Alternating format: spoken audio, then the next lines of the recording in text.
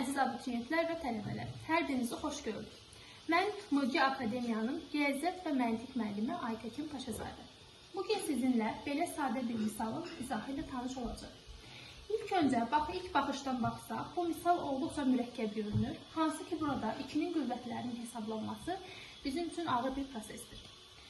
Lakin bunu sadə dillə izah edə bilərik. Gördüyünüz kimi burada 15 verilmişdir və bu 15-dən biz necə istifadə edəcəyimizi asanlıqla görə bilirik.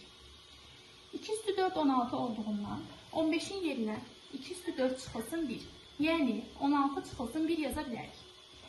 Digər addımları olduğu kimi yazırıq.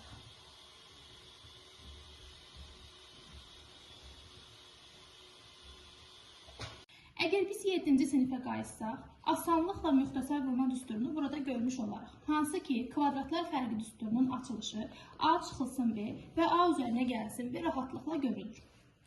Deməli, biz bunu A kvadratı çıxılsın B kvadratı formasında yazsaq, 2 üstü 8 çıxılsın 1 formasında yazmış olarıq.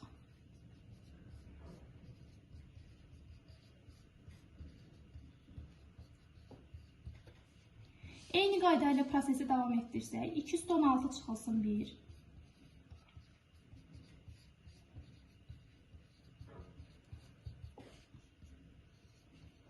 2 üstü 32 çıxılsın 1